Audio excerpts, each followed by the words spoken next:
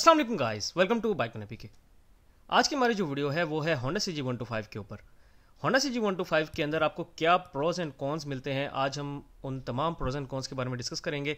सबसे पहले हम इस बाइक की प्राइस के बारे में बात करेंगे और उसके बाद जो इसके फर्दर प्रोज एंड कॉन्स बनते हैं उसके बारे में मैं आपको बताऊंगा।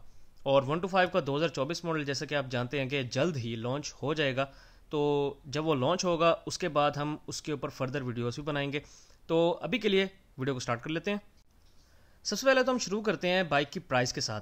तो इस बाइक की जो इस वक्त लेटेस्ट प्राइस चल रही है वो है 2,34,900 रुपये, 2,34,900 रुपीज़ होंडा CG125 की इस वक्त लेटेस्ट प्राइस आपको मिल जाएगी।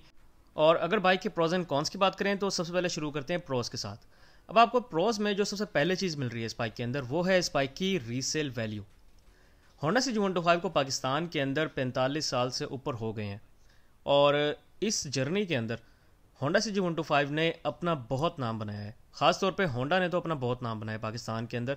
होंडा CD70 और होंडा CG125 1980s 1970s के अंदर होंडा CG125 के अलावा भी आपको मिल रहा था होंडा का H100S। होंडा के जो 2 स्ट्रोक बाइक्स थे वो आपको मिल रहे थे, होंडा का MB100 भी मिल रहा था। अब क्योंकि 2 स्ट्रोक्स बंद हो गए थे और ये बाइक कंटिन्यू रहा क्योंकि ये 4 स्ट्रोक था, फिर इसमें वक्त के साथ साथ चेंजिंग भी की गई। और 4 स्ट्रोक होना इस बाइक की मेन रीज़न थी कि ये अभी तक पाकिस्तान के अंदर चल रहा है। जो 2 स्ट्रोक बाइक्स थे वो क्योंकि 2 स्ट्रोक बैन हो गया था पाकिस्तान में, इसी वजह से होंडा ने 2 स्ट्रोक बाइक्स को बंद कर दिया था। उसके बाद फिर होंडा CG125 और होंडा CD70 ये 2 बाइक्स थे जो होंडा के बिल्कुल ज़बरदस्त चल रहे थे। बहुत कामयाब बाइक्स रहे हैं ये पिछले सालों और अभी भी कामयाब है होंडा की तरफ से। होंडा की तरफ से जो आपको धड़ाधड़ बिकने वाले बाइक्स मिलेंगे उनमें एक होंडा का CG125 है और एक है होंडा का CD70। अब आज के दौर में आप सब जानते हैं कि कितनी महंगाई हो चुकी है। जो आपका डॉलर है वो 300 से ऊपर चला गया है, लेकिन लोग इसको ख़रीदना नहीं छोड़ रहे। होंडा CD70 की भी जो परचेजिंग है वो कम नहीं हुई। होंडा CD70 को भी लोग परचेज़ कर रहे हैं, होंडा CG125 को भी लोग परचेज़ कर रहे हैं। हालांकि काफ़ी महंगाई हो गई है और अगर आप बाकी कंपनीज़ को देखें तो यामाहा की जो सेल्स हैं वो काफ़ी ड्रॉप हुई हैं, सुजुकी की काफ़ी सेल्स ड्रॉप हुई हैं, लेकिन होंडा की जो सेल्स हैं वो ड्रॉप होने की बजाय थोड़ी सी बढ़ी हैं। अब इसके बाद अगर बाइक के सेकंड प्रो की बात करें तो बाइक के अंदर आपको जो सेकंड प्रो मिलता है वो है इस बाइक का साउंड। इस बाइक के मशहूर होने की मेन रीज़न एक इसका साउंड भी है। अगर आप इस बाइक का साउंड सुने तो आपको किसी भी और बाइक का साउंड इसके मुकाबले में अच्छा नहीं लगेगा। अगर आप यामाहा की बाइक की बात करें या फिर आप सुजुकी के 125 की बात करें तो अभी भी जो सबसे बेस्ट साउंड प्रोड्यूस करता है वो होंडा का CG125 ही है और बहुत से लोग इस बाइक के साउंड की वजह से ही इस बाइक को परचेज़ करते हैं। इसके बाद अगर बाइक के थर्ड प्रो की बात करें तो वो है इस बाइक का पावरफुल इंजन। इस बाइक के अंदर जो आपको इंजन मिल रहा है ये 125cc कैटेगरी का इंजन है, ओवरहेड वाल्व इंजन है और इस बाइक के अंदर जो आपको हॉर्स पावर मिलती है वो अराउंड 11 है। इस बाइक की जो आपको टॉप स्पीड मिल जाती है वो 105 से 110 तक है और अगर आप सही तरह इसको भगाएं, बाइक प्रॉपर खुला हुआ हो, फिर तो ये 120 तक भी चला जाता है। और इस वक्त अगर आप पावर को कंपेयर करते हैं तो शॉर्ट रूट के ऊपर आपको सबसे बेस्ट पावर इसी बाइक की ही मिलेगी। लॉन्ग रूट पे अक्सर यामाहा के बाइक्स हैं वो निकल जाते हैं इस बाइक से, लेकिन अगर आप शॉर्ट रूट की बात करें तो शॉर्ट रूट पे होंडा CG125 किंग है। इसके बाद जो आपको नेक्स्ट प्रो मिलता है इस बाइक के अंदर वो है इसकी पार्ट्स अवेलेबिलिटी।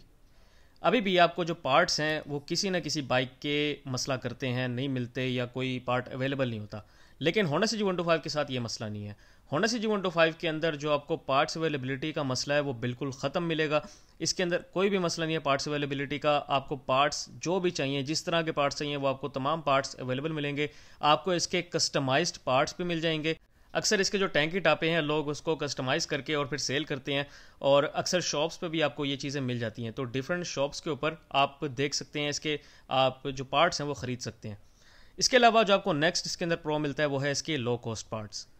आजकल की महंगाई के हिसाब से अगर आप कंपेयर करें इसके पार्ट्स को बाकी पार्ट्स के साथ, जो कि यामाहा YBR के पार्ट्स को आप देख लें, सुजुकी 125 के पार्ट्स को आप देख लें, तो उस हिसाब से इसके पार्ट्स अभी तक आपको सबसे सस्ते मिल रहे हैं। सबसे सस्ते पार्ट्स इस वक्त 125cc कैटेगरी के अंदर आपको होंडा CG125 के मिलेंगे और लो कॉस्ट होने की रीज़न यही है कि काफ़ी टाइम हो गया इस बाइक को पाकिस्तान के अंदर, जिसकी वजह से इसके जो पार्ट्स हैं वो पाकिस्तान में ही बनने लग गए थे काफ़ी पहले से और तब से लेकर अब तक इसके जो पार्ट्स हैं वो पाकिस्तान में ही बन रहे हैं और पाकिस्तान में बनना ये एक मेन रीज़न है इसके पार्ट्स के सस्ता होने की। अब ये तो थे सारे इसके प्रोज। अब हम आते हैं इसके कॉन्स की तरफ। तो कॉन्स में सबसे पहली चीज़ जो मैं डिस्कस करूंगा वो है इस बाइक का इंजन। इस बाइक का जो इंजन है वो बेशक पावरफुल है, लेकिन वो एक कंप्लीट वाइब्रेटर मशीन है। इस बाइक का इंजन बहुत ज़्यादा वाइब्रेशंस प्रोड्यूस करता है। उसकी रीज़न एक तो ओवरहेड वाल्व होने की है, दूसरी रीज़न है कि इसके अंदर आपको बैलेंसर नहीं मिलता, जिसकी वजह से बाइक बहुत ज़्यादा वाइब्रेशंस प्रोड्यूस करता है। और जब आप इसके ऊपर हाई स्पीड पे जाते हैं तो हाई स्पीड पे बाइक बहुत ज़्यादा वाइब्रेशंस प्रोड्यूस करने की वजह से आपको थोड़ा सा स्लो ही करना पड़ जाता है। अगर आप मुसलसल हाई स्पीड पे रखते हैं तो आपको भी फिर इशू बनता है। इसके बाद अगर हम नेक्स्ट कॉन की बात करें तो वो है इस बाइक के अंदर क्लच प्लेट्स का इशू।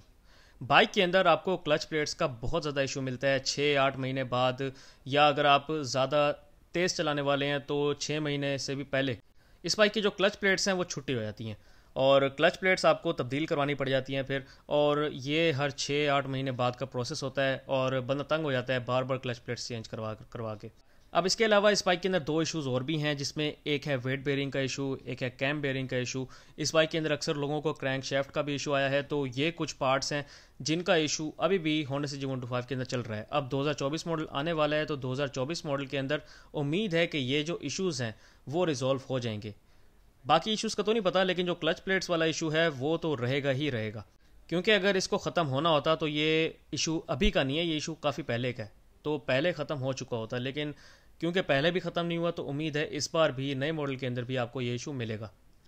इसके बाद अगर हम नेक्स्ट कॉन की तरफ आएँ तो नेक्स्ट कॉन है इस बाइक के अंदर ब्रेकिंग का और रोड ग्रिप का।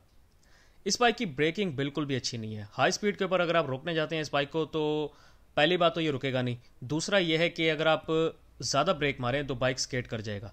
और अगर हम रोड ग्रिप की बात करें तो अगर आप बाइक को ज़रा लिटा के मोड़ काटते हैं या कट मारने की कोशिश करते हैं तो अक्सर तो ऐसा होता है कि बाइक स्केट कर जाता है, क्योंकि इसकी रोड ग्रिप जो है वो इतनी अच्छी नहीं है। और स्टेबिलिटी का जहाँ तक ताल्लुक है तो स्टेबिलिटी भी बाइक की कोई इतनी खास नहीं है। हाई स्पीड के ऊपर बाइक ऐसे झूल रहा होता है जैसे पता नहीं हवा में चल रहा है मोटरसाइकिल, और हाई स्पीड के ऊपर आपको ब्रेकिंग मारना भी काफ़ी ज़्यादा इशू हो जाता है। आप 60 की स्पीड पे 70 की स्पीड पे अगर ब्रेक मारते हैं तब तो ठीक है, इतना ज़्यादा मसला नहीं होता। लेकिन आप इस स्पीड को क्रॉस करते हैं, बाइक आप फुल भगा रहे हैं, तो फिर तो आपको लग पता जाएगा बाइक रुकता नहीं है पहली बात, क्योंकि ब्रेकिंग कम है। दूसरा ये है कि जब आप इसको हाई स्पीड पे भगा रहे होते हैं तो बाइक जो है वो झूल रहा होता है। खुदा ना खास्ता आपको थोड़ा सा मोटरसाइकिल उधर मोड़ने की कोशिश करें आप, या तो मोड़ना पड़ जाए तो फिर आपके लिए काफ़ी मसला बन जाता है। क्योंकि मैंने इस बाइक को चलाया हुआ है और भगाया भी है, इसी वजह से मैं आपको अपने एक्सपीरियंस के साथ ये बता रहा हूँ। अब इसका जो स्टेबिलिटी का इशू है वो इसके वेट की वजह से भी है, क्योंकि इस बाइक का जो वेट है वो कब से 99 चल रहा है। कुछ साल पहले 2020-21 में इसका जो वेट है वो 1 किलो और बढ़ा दिया था, 99 से 100 कर दिया था इसके वेट को। लेकिन 100 कहीं से लगता नहीं है, क्योंकि क्वालिटी इतनी गिरा दी है होंडा ने इस बाइक की कि अगर आप पुराने मॉडल्स के साथ नए मॉडल्स को कंपेयर करते हैं तो आपको पुराने मॉडल ज़्यादा बेहतर लगते हैं, ज़्यादा हैवी लगते हैं, और नए मॉडल्स जो हैं वो आपको उल्टा हल्के लगते हैं। अब ये कुछ प्रोज एंड कॉन्स थे इस बाइक के। उम्मीद आपको वीडियो आज की पसंद आई होगी। अगर मैंने कोई कॉन या फिर कोई प्रो इसका मिस कर दिया है और आपके जहन में है तो आप लाजमी कमेंट्स करके हमें बताएं। कमेंट्स में हम देख लेंगे कि किस चीज़ को मैंने मिस किया है, और इस चीज़ को मैं इंशाल्लाह नेक्स्ट वीडियो के अंदर कहीं ना कहीं मेंशन ज़रूर करूँगा। सो गाइस, ये थी मेरी आज की वीडियो। उम्मीद आपको वीडियो अच्छी लगी होगी। अगर आपको वीडियो अच्छी लगी हो तो मेरे वीडियो को लाइक करें, इस वीडियो को शेयर करें और मेरे चैनल को बाइक मैन को लाजमी सब्सक्राइब करें। Thank you very much. अल्लाह हाफिज़।